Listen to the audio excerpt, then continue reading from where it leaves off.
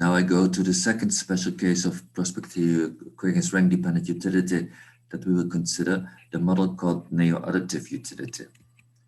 And it's a quite simple model, but it's capturing many of the essences of prospect theory already, except loss of version. So it's really popular. It works quite well. It's very tractable. That's a nice thing.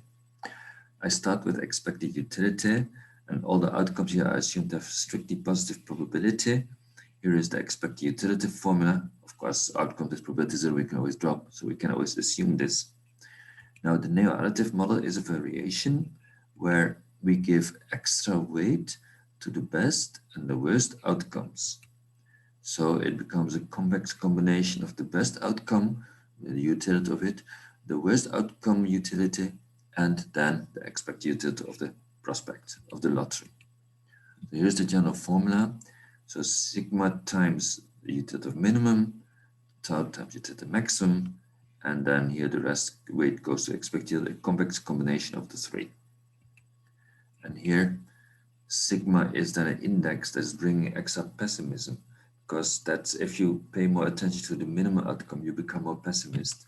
So this is a pessimism index. Tau is an optimism index. If you pay extra attention to the best outcome, that makes you more optimistic. The way to remember is always the third letter of pessimism is S like sigma. The third letter of optimism is T like tau. That's how I remember notation usually. So here is, I already said these things. And of course, sigma and tau should be less than 1. It should be a convex combination of those three. Well, here the word possible deserves a bit more discussion, because in this context, I told we only need to take outcome with strictly positive probability. So possible means those outcomes that have a strictly positive probability, only from them you take. This can be in contexts where events have continuous distributions. It can be a little bit more subtle. You have to define, look into how to do it. There are also contexts where there are no probabilities, and possible can mean something else. There are situations in which possible can mean, well, it has probability 0, but still is logically possible. So therefore, the neo-additive model is this formula where these outcomes are possible, and the definition of possible can depend a bit on context. We will see it later. But then in every context we specify. Right now, we specify possible means strictly positive probability. That's what we're doing now. Well, it is psychologically convincing, this model, because it is plausible if people look at decision under risk that they pay special attention to the best and the worst outcomes. Often first people say, what's the worst that can happen to me? What should I reckon with? Or what can be in it for me? And then they look at the middle outcomes. Usually the extreme outcomes are more salient and psychologically receive more attention, extra attention. So this neo-additive model is capturing something going on in the minds of people, and it's working quite well. It's very tractable, but it captures, it's not perfect, that's clear, but it captures quite well all kind of phenomena. For instance, gambling is driven by the hope factor that people are thinking maybe too much about how much money they can gain in the lottery. Insurance is driven by fear, by the pessimism.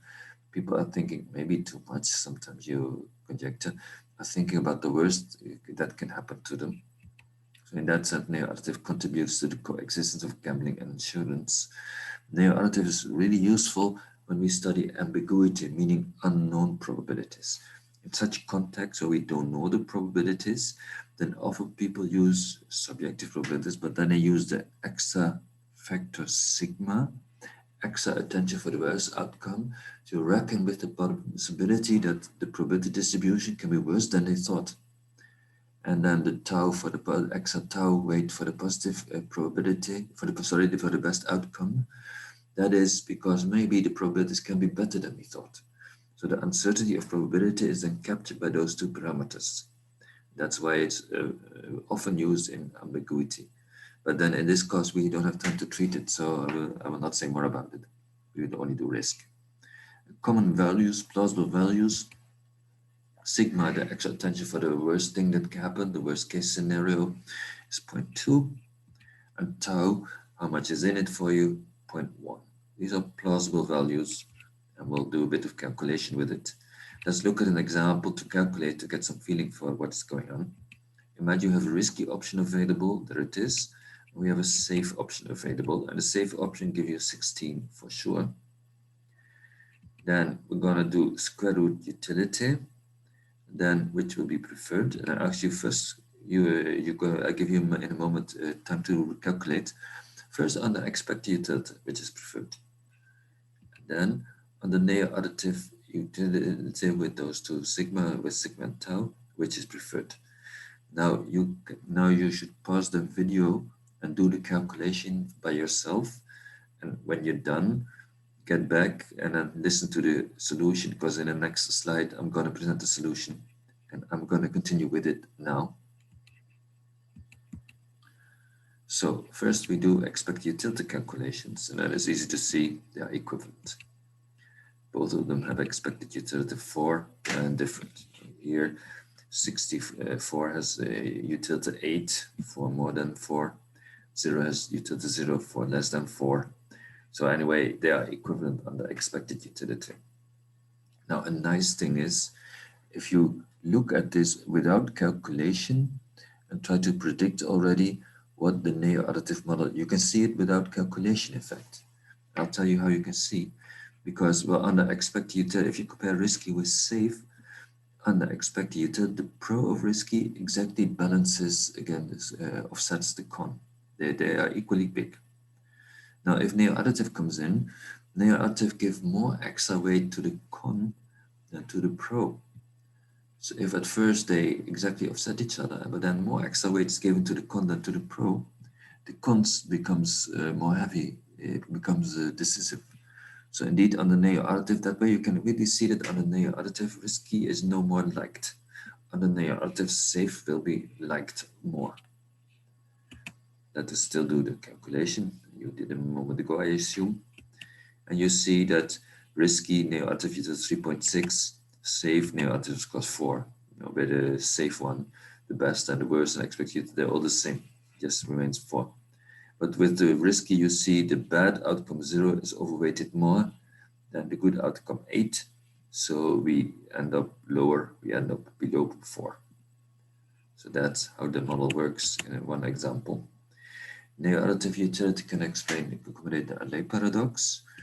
Let me give some simple numbers to illustrate.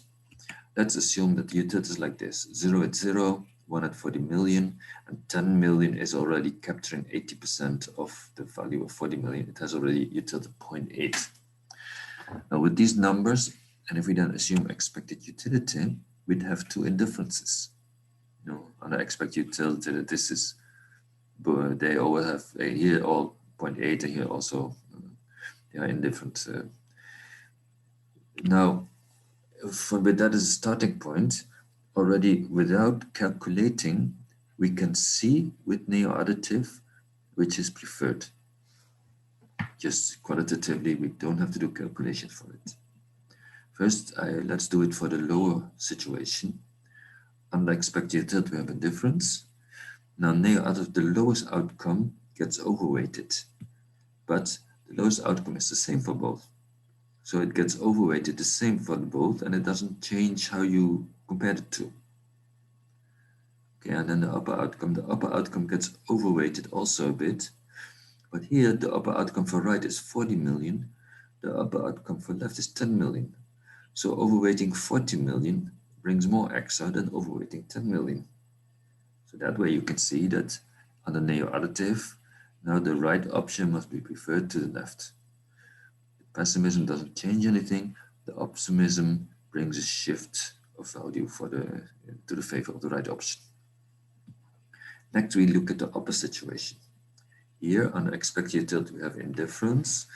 So that means if you compare the risky with the safe, the pro of the risky exactly offsets the con. They balance. Well then, if you are going to overweight the con more than the pro, then after that overweighting, this thing becomes worse. The counter argument was more than the pro argument now. So therefore, on the neo-additive, you're going to prefer the left option. Now, calculations can confirm it, you can do it, but I will not even do it here. I just did the qualitative reasoning. Calculation you can do yourself if you like. And Allais, who invented this paradox, he understood that these kind of things are going on in the minds of people, that people pay extra attention to the best and the worst outcome. And then he cleverly constructed the numbers such that we get these preferences. So he understood these things very well. Now let me look at the special case of neo-additive. If we only look at two outcome prospects, then it, bi-separable utility is defined only for two outcome prospects. But it turns out that on that domain, neo-additive is a special case of bi-separable. It's a special case where the weighting function is like this. From 0, well, it's discontinuous, but I hope you give me that one. From 0, it jumps up to tau, and from 1, it jumps down by sigma. It means that this weight, if you look at the calculation, this is the probability of the best outcome is going to get the height here. So that means the best outcome also always gets tau extra relative to expected utility. And here the worst outcome always get sigma weight extra relative to expected utility. So indeed, if you do bi-separable utility here and you write the formula, you will just see that is neo-additive with tau extra for the best, sigma extra for the worst. So they overlap in that way in this domain. Finally, a few final words. First of all, I already said several times, prospect theory, it's most popular nowadays maybe. There are several theories over the pros and cons. Prospect theory probably has most pros, but it also has cons. It's clear if you look at the general, I didn't show you, but you can see this rank dependent. It's a good approximation, but it's surely not the final word. Reality must be a bit different than that. And nobody can think of a formula that would capture it, and that also will be equally tractable, because that's important. Nobody has invented it yet, such a thing yet after Quiggin. So we wait for a new Quiggin to come. And my word of, I promise you, if you succeed in really making such a theory, then I promise that you will get the Nobel Prize. So that's maybe one of you can invent it. Now I want to end this chapter with how the ideas were disseminated. Some other people than Kahneman, Tversky, or behavioral economy, in fact, people who criticized the ideas, but who contributed to the better understanding for everybody. For instance, there were counter-reactions, criticism of the ideas of Kahneman, Tversky by experimental economists, as it was said, especially in those days. Now it's getting less, but in those days, some people called themselves behavioral economists, others called themselves experimental economists. They did much the same thing, but behavioral economists were quite propagating the ideas of Kahneman, Tversky, and experimental economists were criticizing them. In many respects, they were right. They were saying Kahneman, Tversky exaggerated.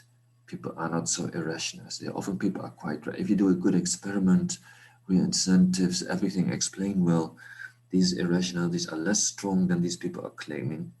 Maybe sometimes they would claim they would be absent, that was too much. But they were right. Indeed, if you do everything very well, then these effects are maybe less strong than originally claimed, but they continue to exist. The truth is in the middle, and surely they exist so clearly that we need to model them, that the behavioral approach is good. But it was a refinement that was useful to have. Also in psychology, there was primarily Gerd Grenzer. He was a famous psychologist, who criticized prospect theory much. He argued often that all these biases and heuristics that people are using, they are often rational and wise. They often give good, in evolution made us survive. They are not as irrational as Kahneman, Tversky, and other people may have suggested. And again, he was a bit right that Kahneman, Tversky had been exaggerating a bit, that things maybe were not as extreme as they said. But the truth was again in the middle. They were still strong enough that we must model them, that the behavioral approach is a useful one. But anyway, these people helped, these critics coming from different sides, they surely helped to better understand what is true of behavior and what not, getting better experiments and all these things. So they also contributed to where we are today. And with that, I finished chapter 4 and we go to chapter 5, intertemporal choice. But that will be the topic of next recording. So this recording is going to finish.